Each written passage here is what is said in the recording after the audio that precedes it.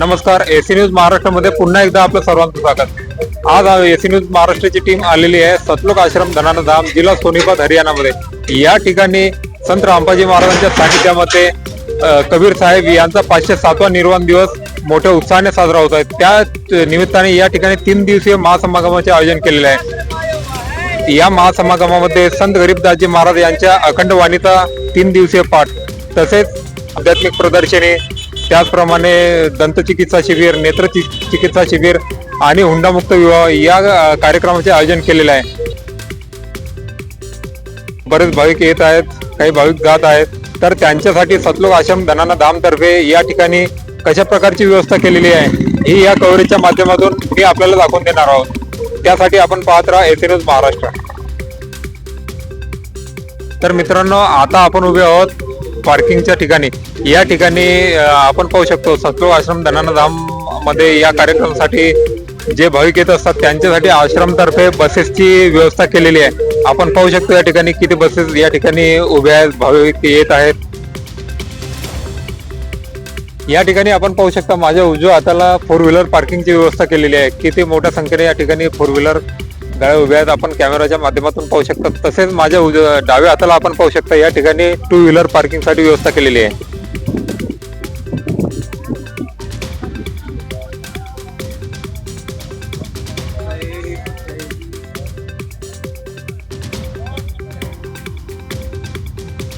तर मी आता आपल्याला मेन गेटच्या आत घेऊन जाणार आहे. कॅमेऱ्याच्या माध्यमातून आपल्याला दाखवणार आहे की या ठिकाणी येणाऱ्या लाखो भाविकांसाठी कशा प्रकारे व्यवस्था केलेली आहे हे आपण या ठिकाणी पाहू शकतो. तर मित्रांनो, मी आता आपल्याला सतलोक आश्रमच्या मेन गेटच्या आतली व्यवस्था दाखवणार आहे. या ठिकाणी आपण पाहू शकतो मेन गेटच्या आत एंट्री केल्यानंतर या ठिकाणी आपण एक चेक पोस्ट पण लागलेली आहे, ज्या ठिकाणी येणाऱ्या प्रत्येक भाविकाला चेक केल्याशिवाय आत एंट्री करता येत नाही.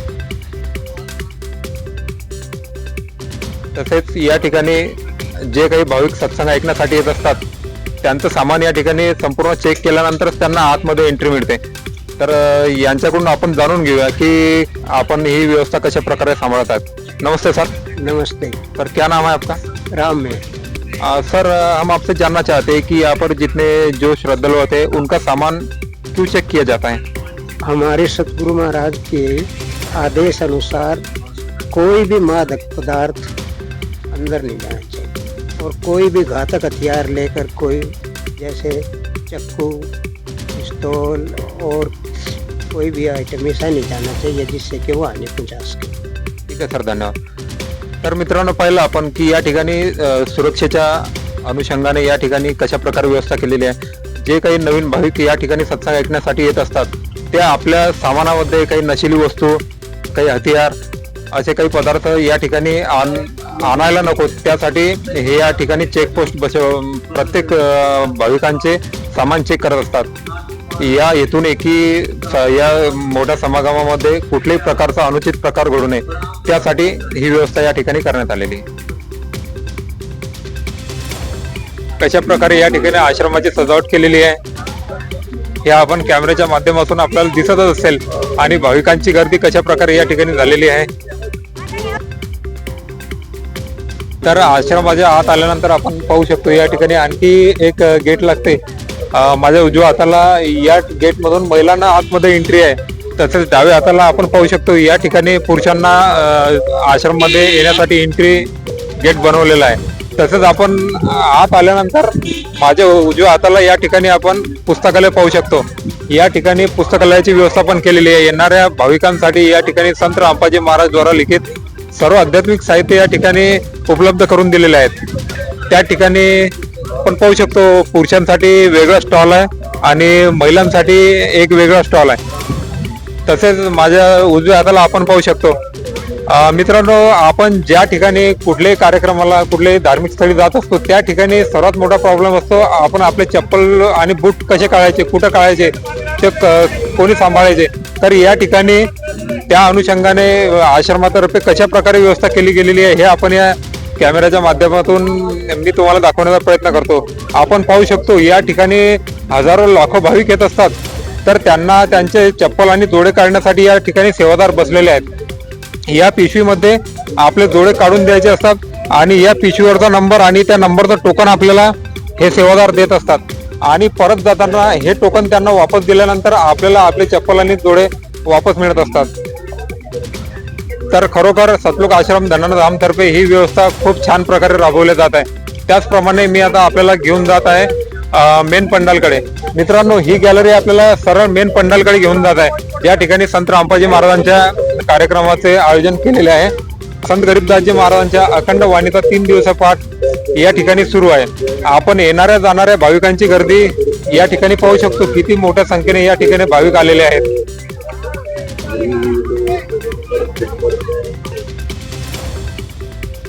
तर मित्रांनो, आता आपण आलेलो आहोत मेन पेंडॉलच्या समोर. माझ्या रस्त्याच्या उजव्या हाताला आपण पाहू शकता या ठिकाणी सतलोक आश्रम धनाधाम तर्फे कबीर साहेब यांच्या 507व्या निर्वाण दिनानिमित्त या ठिकाणी नेत्र तपासणी शिबिराचं आयोजन पण केलेलं आहे. तसेच त्याच्या बाजूला आपण पाहू शकतो दंत चिकित्सा शिबिराचं पण या ठिकाणी आयोजन केलेलं आहे. तसेच माझ्या पाठीमागे आपण पाहू शकतो जे मेन पेंडॉल आहे, त्या मेन पेंडॉल मध्ये संत गरीबदासजी महाराज यांच्या 3 दिवसीय अखंड वाणीचा अमर ग्रंथ वाणीचा पाठ सुरू आहे आणि लाखो भाविक बसतील अशी व्यवस्था त्या ठिकाणी केलेली आहे. तसेच माझ्या उजव्या हाताला आपण पाहू शकता कबीर साहेब यांच्या निर्वाण दिनानिमित्त या ठिकाणी आध्यात्मिक प्रदर्शनीचं आयोजन केलेलं आहे.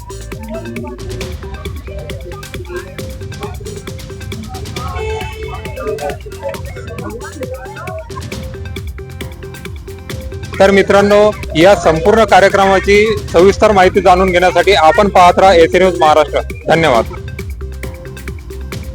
तर मित्रांनो, आश्रमच्या आत आल्यानंतर आपल्यासोबत एक महाराष्ट्रातील भाविक जोडलेले आहेत. त्यांच्या प्रतिक्रिया आपण या व्हिडिओच्या माध्यमातून जाणून घेणार आहोत. नमस्कार सर. सतसाहेब. सर, आपलं नाव? माझं नाव महेश इंगळे. आपण काय व्यवसाय करता? मी BSF मध्ये आहे. आता सध्या बंगालमध्ये कार्यरत आहे. सर, आपण या ठिकाणी कुठली सेवा देताय? मी सिक्युरिटी सेवा देतोय इथं सतलोक आश्रम धनाधाम येथे. सर, आपण देशासाठी पण सिक्युरिटी सेवा करत असतात, देशाचं रक्षण करत असतात आणि या ठिकाणी पण आपल्याला सिक्युरिटीची सेवा मिळालेली आहे. तर आपण आपली भावना काय या आपण या ठिकाणी सिक्युरिटी सेवा करत असतात. बरेच भाविक महाराष्ट्रातून या ठिकाणी आलेले आहेत सेवादार म्हणून. हो, कसं आहे, प्रत्येक जण परमात्म्याच्या प्राप्तीसाठी तडफडत आहे. म्हणजे प्रत्येकाला परमात्मा पाहिजे. पण संत रामपाजी महाराजांनी आपल्या सर्व धर्मांच्या पवित्र शास्त्रामध्ये दाखवलेलं आहे की परमात्मा कोण आहे, कुठे आहे, कसा आहे आणि कोणी पाहिला आहे, त्याला प्राप्त करण्याचा मार्ग कोणता. आणि आपल्या सद्ग्रंथामध्ये हे प्रमाण सुद्धा आहे. तर हे प्रमाण बघूनच आम्ही इथे नामदीक्षा घेतली आणि आज आम्ही इथे सेवेसाठी आलेलो आहे. संत रामपाजी महाराजांच्या सानिध्यामध्ये 6, 7, 8 या रोजी कबीर साहेब यांच्या निर्वाण दिवसानिमित्त इथे महासमागम होणार आहे. त्याच्यामुळे इथे सिक्युरिटी सेवेसाठी महाराष्ट्रातील संगत आलेले आहे. खूप महत्वपूर्ण जबाबदारी आपल्यावर दिलेली आहे. सर, कधीपासून जोडलात आपण? मी 16 जुलै 2021 पासून आहे. तर आपण जे काही आपल्या समाजातील काही मंडळी असतील, मित्रमंडळी, त्यांना आपण एसएनयूच्या माध्यमातून काय संदेश द्याल? संदेश तर परमात्मा देतात संत रामपाजी महाराज. मी तर विनंती करू शकतो की आज प्रत्येकाला माहिती आहे की मनुष्य जीवन तर एकदाच आहे. तर आपण भक्ती करायचं. एक तर आपल्याला अजून हेच माहित नाही की गुरु बनवावा लागतो, कारण श्रीराम आणि कृष्णाने सुद्धा गुरु बनवले होते. तर आपण साधारण जीव आहे. हो, बरोबर. महाराष्ट्रातील बऱ्याच लोकांना आजपर्यंत माहित नाही की आपण जीवनामध्ये गुरु बनवला पाहिजे का नाही बनवला पाहिजे, गुरूंचं आपल्या जीवनामध्ये काय उद्देश आहे, काय महत्व आहे, हे बऱ्याच लोकांना आजपर्यंत माहित नाही. जी बघा जी. तर त्याच्यामुळेच आता हे आपल्याला परमात्मा प्राप्तीसाठी इतकं म्हणजे प्रमाण संत रामपाजी महाराजांनी आपल्या सद्ग्रंथामध्ये भगवद्गीता, वेद याच्यामध्ये दाखवले आहे. 18 पुराण आपल्याला आहेत. आज आपण शिक्षित आहोत आणि आपण बघू शकतो की संत रामपाजी महाराज हे जे सांगतायत की हे प्रमाण ते बरोबर आहे का. आज आपण बघू शकतो की असं नाही की संत रामपाजी महाराज कोणी दुसरं पुस्तक छापले आणि ते आपल्या मर्जीने सांगतात. तर आपण आपल्या सद्ग्रंथात बघायचं आहे. त्याच्यानंतर आपल्याला कळलं ना की नक्की हे जे संत रामपाजी महाराज जे सांगतायत हे ज्ञान काय आहे, परमात्मा नक्की कोण आहे. तर याच्यासाठीच एकदा माझी विनंती आहे सर्वांना की पहिल्यांदा तुम्ही सत्संग ऐका. म्हणजे सगळ्यात पहिल्यांदा एक सृष्टी रचना आहे जे संत रामपाजी महाराजांनी सांगितलेलं आहे. सृष्टीरचना ऐकल्यानंतर तुम्हाला सुद्धा कळेल की ह्या आपल्या सद्ग्रंथामध्ये काय प्रमाण आहे, परमात्मा कोण आहे, कुठे आहे, याचं सगळं प्रमाण तुम्हाला भेटेल. आपल्या महाराष्ट्रामध्ये असो किंवा पूर्ण भारतामध्ये बरेच असे लोक आहेत जे कबीर साहेब यांना संत मानतात. कोणी संत महात्मा मानते, कोणी महान कवी मानते, पण संत रामपालजी महाराज त्यांना सांगत असतात की हे पूर्ण परमेश्वर आहे. तर याचं प्रमाण आपल्या सद्ग्रंथामध्ये कुठे दिलं आहे का?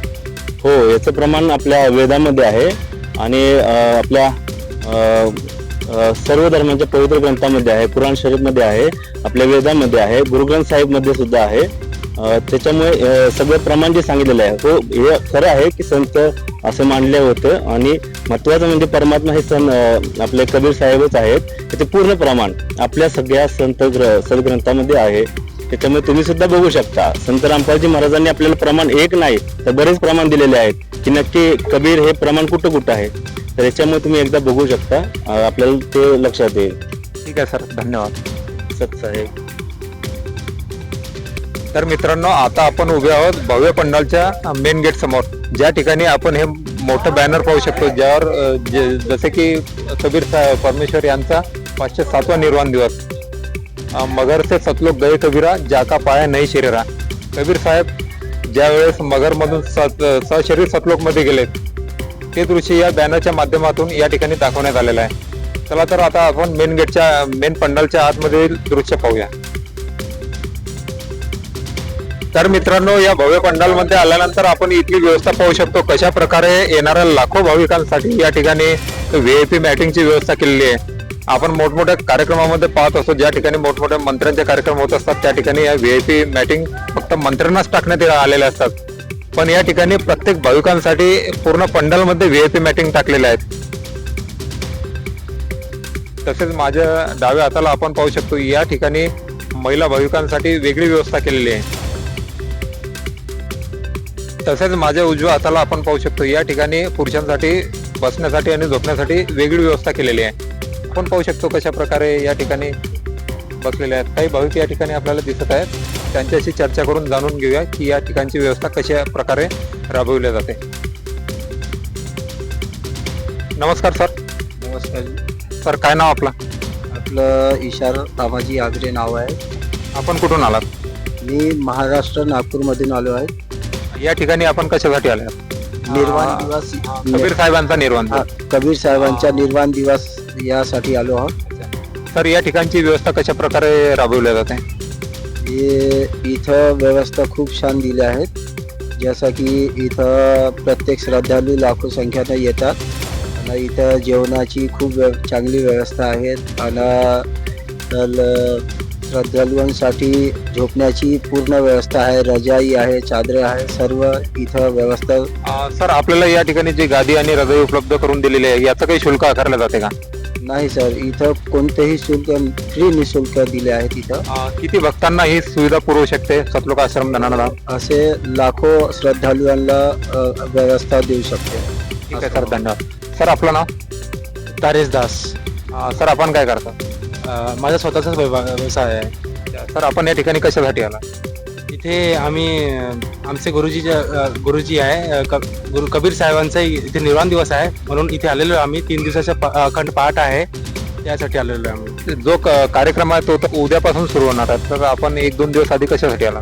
आम्ही इथे सेवासाठी आलेलो आहोत. कुठली सेवा आपण या ठिकाणी करता? इथे आमचे सेवा लागलेला आहे, भंडारा पुरसण्याची सेवा आहे.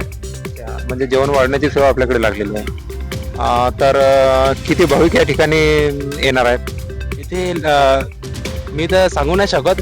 इथे लाखो श्रद्धाळू येतात, काही गिनती नाही आहे. लाखो श्रद्धाळू रोज येतात आणि भंडारा करून जातात. लाखो येतात. हो, ठीक आहे सर, धन्यवाद. तर मित्रांनो, या ठिकाणी येणाऱ्या हजारो लाखो भाविकांसाठी आश्रमतर्फे मोबाईल चार्जिंगची व्यवस्था पण करण्यात आलेली आहे. या ठिकाणी आपण पाहू शकतो की किती मोठ्या प्रमाणात या ठिकाणी मोबाईल चार्जिंग लावलेल्या आपल्याला दिसत आहे. या ठिकाणी काही सेवादार उभे आहेत, त्यांच्याकडून आपण या ठिकाणची व्यवस्था कशा प्रकारे सांभाळली जाते हे यांच्याकडून जाणून घेऊया. नमस्कार सर. सत्साहेब जी. सर, यहाँ पे लाखों की संख्या में भक्त आते हैं सत्संग सुनने के लिए, तो उनके मोबाइल चार्जिंग की व्यवस्था यहाँ पर कैसे संभालते हैं? वो परमात्मा की दया है। जो भी भगत श्रद्धालु जो भी सेवादार आते हैं वो ही व्यवस्था बनाते हैं। सभी भगत जो भी करीबन 20-25 इसमें सेवादार रहते हैं कंप्लीट। यहाँ पर किसी के मोबाइल गुम होने की आशंका होती है नहीं, कभी भी नहीं हुआ अभी तो तक। उसके लिए कैसी व्यवस्था की है आपने? इसमें परमात्मा की दया से जो भी हमें नियम दिए गए हैं कि नाम, मोबाइल नंबर, जिला, एड्रेस जो भी है उसका नाम से एड्रेस करके पता करके नहीं, और उसके अनुसार ही हम उसको टोकन देते हैं। हाँ, रजिस्टर में उनके नाम हाँ। की एंट्री करवाई जाती है। हाँ, एंट्री कराई जाती है, और- उसके अनुसार ही हम फिर उसको टोकन देते हैं। हाँ, और टोकन से ही लेके फिर हम उसको फोन देते हैं। उसमें हाँ। कंफर्म लोग करवा के ही उसको देते हैं। कितने कितने फोन एक समय में चार्जिंग पर लगते हैं? परमात्मा की दया से एक बार में 2000 फोन लग सकते हैं, स्विच आहे इतने। ठीक आहे सर, धन्यवाद. तर मित्रांनो, आपण पाहिलं या ठिकाणी येणाऱ्या लाखो भाविकांसाठी मोबाईल चार्जिंगची व्यवस्था कशा प्रकारे सांभाळलेली आहे. तर या ठिकाणी मोबाईल चार्जिंग करण्यासाठी रजिस्टरमध्ये नाव आणि मोबाईल नंबर ते लिहून घेतात. तसेच मोबाईलसाठी एक टोकन नंबर मिळतो. तर ते टोकन आपल्याला देत असतात आणि ते टोकन त्यांना वापस केल्यानंतर आपल्याला आपला मोबाईल वापस मिळत असतो. तर आपण पाहूया कशा प्रकारे या ठिकाणी ही व्यवस्था सांभाळल्या जात आहे. जसं की आपण पाहू शकतो, या भाविकांनी आपला मोबाईल चार्जिंगवर लावला होता आणि या टोकनवर नंबर आहे. हा नंबर यांच्याकडे दिल्यानंतर यांना मोबाईल वापस मिळेल. तर आपण पाहू शकतो कशा प्रकारे यांना यांचा मोबाईल वापस मिळालेला आहे आणि प्रॉपरली लॉक खोलून दिल्यानंतरच तो मोबाईल त्यांना वापस मिळतो. तर आपण पाहिलं कशा प्रकारे या ठिकाणी भाविकांची मोबाईल चार्जिंगची व्यवस्था करण्यात आलेली आहे. तर मित्रांनो, या ठिकाणी आपण पाहू शकता माझ्या पाठीमागे फर्स्ट एड रूम, प्राथमिक उपचारासाठी एक छोटंसं हॉस्पिटल सतलोक आश्रम धनाना धाम तर्फे या ठिकाणी उपलब्ध करून दिलेलं आहे. ज्या ठिकाणी येणाऱ्या हजारो लाखो भाविकांना प्राथमिक उपचार घेण्यासाठी या ठिकाणी कुठलेही शुल्क आकारले जात नाही. यांना औषधी गोळ्या या ठिकाणी सर्व मोफत उपलब्ध करून दिले जाते. तर मित्रांनो, सतलोक आश्रम धनाना धाम या ठिकाणी होणाऱ्या 3 दिवसीय महासमागमाचे आयोजन कशा प्रकारे या ठिकाणी केले जात आहे हे आपण माझ्या पाठीमागे पाहू शकतो की क्रेनच्या सहाय्याने या ठिकाणी मोठमोठे टेंट उभारण्यात येत आहेत. तसेच या साईडला आपण पाहू शकतो की भोजन भंडाऱ्याची व्यवस्था या मोठ्या पंडालमध्ये कशा प्रकारे केलेली आहे. तर या पंडालच्या आतमध्ये जाऊन आपण भोजन भंडाऱ्याची व्यवस्था कशा प्रकारे सांभाळल्या जाते ते पाहूया. तर मित्रांनो, या पंडालमध्ये एंट्री करण्याच्या आधी मी आपल्याला दाखवू शकतो माझ्या दोन्ही साईडला बेसिन लावलेले आहेत, त्यामध्ये नळ आहेत. जे काही भाविक या ठिकाणी भोजन भंडारा करण्यासाठी येत असतात त्यांना हात धुण्यासाठी या ठिकाणी कशा प्रकारे व्यवस्था केलेली आहे हे आपण या ठिकाणी पाहू शकतो. या पंडालच्या आतमध्ये एंट्री केल्यानंतर आपण इथली व्यवस्था पाहू शकतो कशा प्रकारे या ठिकाणी सर्व भाविक आपल्या सेवेमध्ये व्यस्त असताना आपल्याला दिसत आहेत. मित्रांनो, या ठिकाणी कबीर साहेब यांच्या निर्वाण दिनानिमित्त 3 दिवसीय महासमागमाचं आयोजन केलेलं आहे. तर या महासमागमामध्ये कोणते कोणते उपक्रम, कोणकोणते कार्यक्रम आयोजित केलेले आहेत ते या भक्तांकडून आपण जाणून घेऊया. नमस्कार सर. नमस्कार. सर, आपलं नाव? मधुकर दास. तर या महासमागमामध्ये कोणकोणत्या प्रकारचे कार्यक्रम आयोजित केलेले आहेत? या महासमागमामध्ये अखंड पाठ जो की 3 दिवसाचा चालेल हा समागम मुख्य आहे. त्याच्यानंतर दंत चिकित्सा शिबिर, नेत्र चिकित्सा शिबिर, विवाह अर्थात रमिनी आणि महाप्रसाद असं आयोजन इथं केलेलं आहे. सर, या ठिकाणी जे दंतचिकित्सा शिबिर आणि नेत्र चिकित्सा शिबिर करण्यात आलेलं आहे, तर यासाठी कुठल्या प्रकारचं शुल्क वगैरे आकारलं जाईल का? नाही, हे आश्रमातर्फे बंदेचोड सद्गुरू रामपालजी महाराज यांच्यातर्फे निशुल्क राहील. त्याच्यामध्ये कुठलीही दंत चिकित्सा ट्रीटमेंट करायची असले ती पण मोफत राहील. त्याच्यानंतर रुग्णांना मिळणारा चष्मा वगैरे जेही आहे नेत्र याच्यामध्ये शिबिरामध्ये ते पण मोफत दिल्या जाईल. तर ही जी सुविधा आहे ही फक्त संत रामपालजी महाराजांच्या भक्तांसाठीच आहे का येणाऱ्या जगतातील लोकांसाठी पण आहे? समस्त पंचक्रोशीतील ज्यांना ज्यांना या अखंड महाप्रसादाचं निमंत्रण मिळालेलं आहे अशा सगळ्यांसाठी हा मोफत समागमाचं आयोजन आहे आणि या सगळ्या सुविधा सगळ्यांसाठी मोफत आहे. कोणालाही शुल्क देण्याचं काही हे नाही. ठीक आहे सर, धन्यवाद. तर आपण पाहिलं की या ठिकाणी येणाऱ्या लाखो भाविकांची मूलभूत व्यवस्था पाहता सतलोक आश्रम धनाना धाम तर्फे या भाविकांना इथं आराम करण्यासाठी, झोपण्यासाठी रजाई दुलई हे सर्व निशुल्क मिळत असते. तसेच त्यांना टॉयलेट बाथरूमची व्यवस्था पण या ठिकाणी व्यवस्थितरित्या राबवलेली आहे. तसेच या ठिकाणी भोजन भंडाराचं आयोजन केलेलं आहे. या ठिकाणी भोजन भंडारामध्ये किंवा चहा पाण्याची व्यवस्था केलेली आहे. त्यासाठी कुठल्याही प्रकारचं शुल्क या ठिकाणी आकारले जात नाही. धन्यवाद. तर मित्रांनो, आता आपण आलेलो भंडारघरामध्ये. भंडारघरामधील दृश्य आपण या कॅमेऱ्याच्या माध्यमातून पाहू शकता की या ठिकाणी जो महासमागम आयोजित केलेला आहे त्यामध्ये येणाऱ्या लाखो भाविक भक्तांसाठी बुंदीचा महाप्रसाद बनवणे चालू आहे. कशा प्रकारे बुंदी बनवण्याचे कार्य या ठिकाणी पार पडत आहे हे आपण या कॅमेऱ्याच्या माध्यमातून पाहू शकतो. किती मोठ्या संख्येने हलवाई या ठिकाणी आपल्या आपल्या कामामध्ये व्यस्त आपल्याला दिसत आहेत.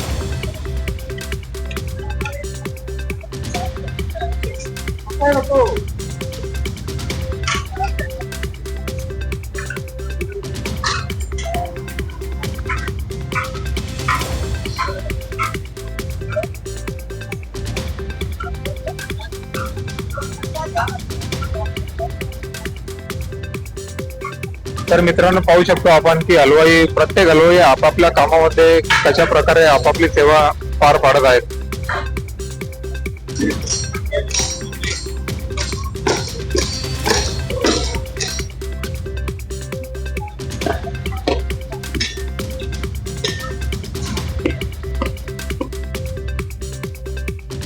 मित्रांनो, या भंडाऱ्यामध्ये आपण पाहू शकतो की कुठल्याही प्रकारची अस्वच्छता आपल्याला या ठिकाणी दिसत नाही. स्वच्छतेची खास काळजी या ठिकाणी घेण्यात येत आहे.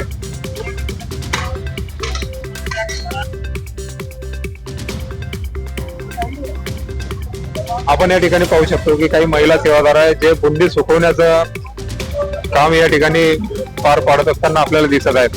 तसेच समोर आल्यानंतर या ठिकाणी आणखी काही सेवादार बुंदी सुकवण्याचं कार्य पार पाडत आहेत. कशा प्रकारे या ठिकाणी येणारे भाविक, येणारे सेवादार आपली सेवा तन धनाने पार पाडत असतात हे या ठिकाणी आपण पाहू शकतो. तर काही सेवादार या ठिकाणी आपली सेवा देत आहेत. त्यांच्याशी चर्चा करून आपण जाणून घेऊया की या सेवेचं काय महत्व आहे. नमस्कार सर. नमस्कार. तर आपलं नाव? माझं केशवदास. कुठून आलात आपण? महाराष्ट्र, बुलढाणा जिल्हा. तर आपण काय करता? मी शेती करतो. तर मला एक सांगा, आपण शेतकरी आहात, शेतीमध्ये आज मजूर भेटत नाही आणि इतके दिवसापासून आपण या ठिकाणी सेवा करायसाठी आले आहेत. तर याच्या मागचं कारण काय? कारण सर, परमात्मासाठी वेळ आपल्याला आपल्या सद्ग्रंथामध्ये दिलेला आहे की ते परमात्माची भक्ती करण्यासाठी आपल्याला वेळ द्यावाच लागेल. त्याच्यामुळे शेती तर ते बी आपण करतोच, पण याच्यासाठी बी परमात्माबद्दल वेळ देणं आवश्यक आहे. ठीक आहे सर, धन्यवाद. तर आपण पाहिलं की तन्मन धनाने सेवा देत असताना या ठिकाणी सर्व भाविक आपल्याला दिसत आहेत. तर आता आम्ही आपल्याला घेऊन जाणार आहोत ज्या ठिकाणी या महाप्रसादाचा स्टॉक केलेला आहे त्या ठिकाणी आपण जाऊन पाहूया. तर मित्रांनो, भंडारघरामध्ये एका बाजूला या ठिकाणी बुंदी महाप्रसादाचा स्टॉक केलेला आहे. तर आपण पाहू शकतो की किती मोठ्या प्रमाणामध्ये या ठिकाणी बुंदीचा स्टॉक करण्यात आलेला आहे. येणाऱ्या लाखो भाविक भक्तांना महाप्रसाद मिळाला पाहिजे त्यासाठी या ठिकाणी सर्व व्यवस्था करण्यात आलेली आहे. तर मित्रांनो, आता आपण आलेलो आहोत भंडारघराच्या एका साईडला ज्या ठिकाणी बुंदीच्या महाप्रसादाचा स्टॉक केलेला आहे. तर या ठिकाणी आपण पाहू शकतो की किती मोठ्या प्रमाणामध्ये या ठिकाणी बुंदीचा स्टॉक करणे सुरू आहे. आपल्यासोबत एक भाविक जोडलेले आहेत, त्यांच्या प्रतिक्रिया आपण जाणून घेऊ. नमस्कार सर. नमस्कार. तर आपलं नाव? नामदेव दास. तर आपण कुठून आलात? वाशिम, महाराष्ट्र. सर, आपण या ठिकाणी कोणती सेवा देत आहात? बुंदीरामची सेवा चालू आहे. या ठिकाणी स्टॉक करणं चालू आहे. तर ही बुंदी रामची जी सेवा आहे हे केव्हापासून बनवणं सुरू आहे? हे समागम होण्याच्या 2 दिवसापूर्वी आधीपासून चालू आहे. आधीपासून सेवा चालू आहे. 2 दिवस आधी ही सेवा सुरू झाली आणि कधीपर्यंत चालू राहणार आहे? समागम संपेपर्यंत सेवा राहणार आहे. म्हणजे जवळपास 5 ते 6 दिवस ही सेवा सुरू राहणार आहे. किती भाविक या ठिकाणी लाभ घेणार आहेत? लाखो भाविक लोक लाभ घेणार आहेत. सर, मला एक सांगा, तुम्ही या ठिकाणी आम्ही बरेच भाविकांच्या प्रतिक्रिया घेतल्या, ते म्हणता आम्ही या ठिकाणी निःशुल्क सेवा देत आहेत. तर हे सेवा करण्याच्या मागचा आपला काय हेतू आहे? आमचे गुरुदेव सांगतात ते निःशुल्क सेवा करा, सद्भक्ती करा, त्याच्यामुळे पूर्ण सुख आणि लाभ मिळू शकतात. ठीक आहे. तर मित्रांनो, आपण पाहिलं की कशा प्रकारे हे सेवादार तनमन धनाने या ठिकाणी आपली सेवा देत असतात. कारण की ते सांगत आहेत की सेवा तनमन धनाने सेवा केल्यानंतर आपल्याला मन इच्छित फल या ठिकाणी परमेश्वराकडून भेटत असते. हा दृष्टिकोन डोळ्यासमोर ठेवून हे सर्व भाविक या ठिकाणी जीवभाव तनमन धनाने आपली सेवा देत आहेत. धन्यवाद. मित्रांनो, सतलोक आश्रम धनाना धाम या ठिकाणी आपल्यासोबत महाराष्ट्रातील काही भाविक जोडलेले आहेत. चला तर त्यांच्याशी चर्चा करून जाणून घेऊया त्यांच्या प्रतिक्रिया. नमस्कार सर. नमस्कार. तर काय नाव आपलं? आमचं विठ्ठलदास राठोड, आपण कुठून आलात? जालना तालुक्यात जालन्यातून आलात आपण. तर आपण संत रामपाजी महाराजांकडून गुरु दीक्षा कधी घेतली? आम्ही 12 महिने झाले. अच्छा, 1 वर्षाच्या आधी घेतली. या आधी आपण कुठली भक्ती साधना करत होतो? आम्ही सगळे देवदेवता म्हणजे सर्व देवदेवताचे करत होतो. म्हणजे आम्ही कट्टर हरिभक्त होतो. अच्छा. हो. जेव्हा आम्हाला तत्वदर्शी संत हे कळाले की हे सगळे जे दुनियामध्ये जे भव्य साधू आहेत सगळे नकली आहेत. मग आधी आपण जे पारंपरिक भक्ती करत होतात वारकरी संप्रदायातले, तर ती भक्ती सोडण्याचं कारण काय? कारण काय की तत्वदर्शी जो आम्ही असं ऐकलंय की जो संत तत्वदर्शी आहे, ज्याला 4 वेद 18 पुराण शास्त्राचा अभ्यास आहे, तोच खरा संत या जगात. आजपर्यंत आम्ही हरिभक्तपरायण, महंत, तोपर्यंत- शंकराचार्य, हो. आचार्य संतांच्या ह्या पदवी ऐकल्या, पण तत्ववर्षी काय आहे? तत्ववर्षी म्हणजे काय? हे तत्वदर्शी म्हणजे पूर्ण परमात्माच, ज्याच्या अंगी परमात्मा सगळेच गुण आहेत, तोच परमात्मा खरा आहे. म्हणून आम्ही भगवंताला रामपाल महाराजाला जाणलं, तेव्हा या ठिकाणी आम्ही त्यांची दीक्षा घेतली. संत रामपाजी महाराज कशाच्या आधारावर सत्संग करत असतात, ज्ञान देत असतात? ते फक्त पूर्ण म्हणजे या आत्म्याला हे आत्मे जे काळाच्या जीवन नाही, मला असं म्हणायचं आहे की कोणकोणत्या ग्रंथावर संत रामपाजी महाराज सत्संग करत असतात? आपलं भगवद्गीता आहे, पुन्हा वेद आहे, पुराण आहे, याच्यावरच सांगत पण असतात. आपल्या महाराष्ट्रातील जे संत आहेत ते तर भगवद्गीतेवरच सत्संग प्रवचन करत असतात. पण ते अर्थाचा अनर्थ करते.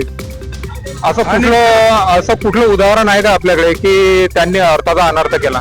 आता असं उदाहरण आहे की 4थ्या अध्यायामध्ये 34वा अभंग आहे, तर त्या ठिकाणी सांगितले असं तुम्ही साधू ओळखावा, जे काय रंजले गांजले त्या शिवणाचे आपले ऐसा साधू ओळखावा, देव तेथेच जाणावा. म्हणून आम्ही देव या ठिकाणी जाणलेले मग आपल्याला महाराष्ट्रात असा संत मिळाला नाही. मला तर मिळालं नाही, म्हणून या संताचा आम्ही पाहतो. तर आपल्या गळ्यामध्ये एक सेवादाराचे आयडी पण आहे. हो. आपण कुठली सेवा करता? आम्ही भंडारा घरची सेवा करतो.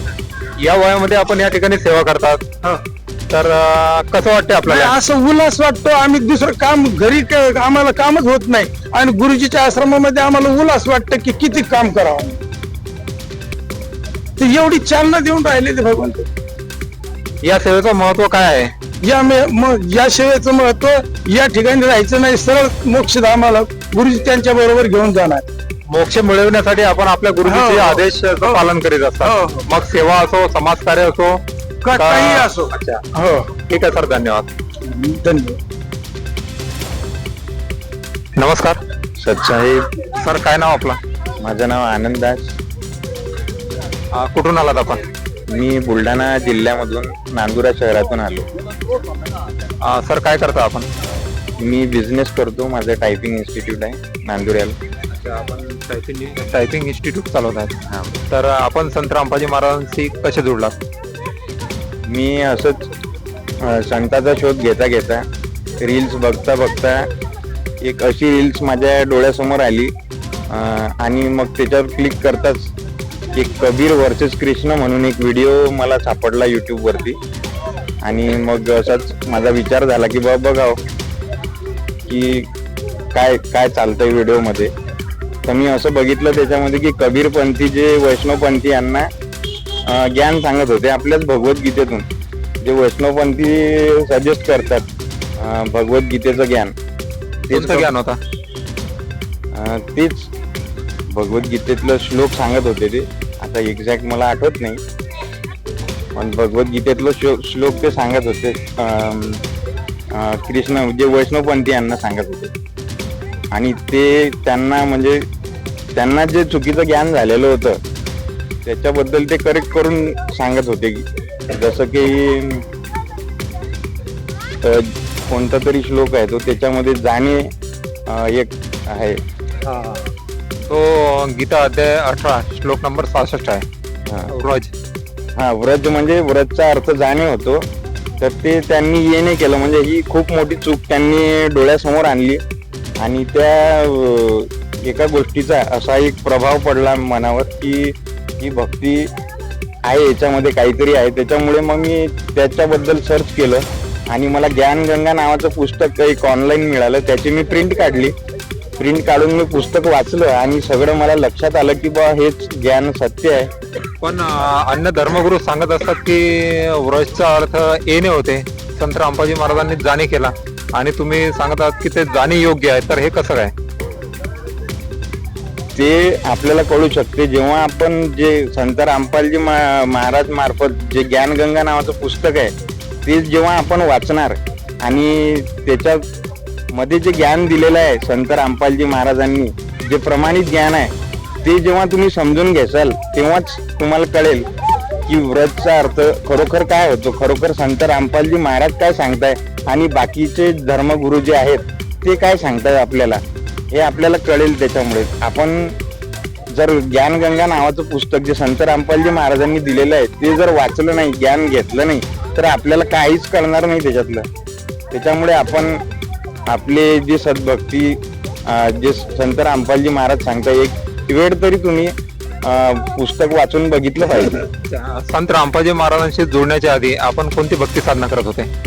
संत रामपालजी महाराजांच्या पहिले जोडण्याआधी आम्ही सर्व देवी देवतांची पूजा, दुर्गा देवीची, गणेशजीची, शिवजीची, सगळ्याच हिंदू धर्माच्या ज्या पूजा असतात, गोपाल कृष्ण, सगळंच आम्ही साजरे करायचो. दिवाळी साजरी करायचो आणि सगळे सण व्यवस्थित साजरे करायचो.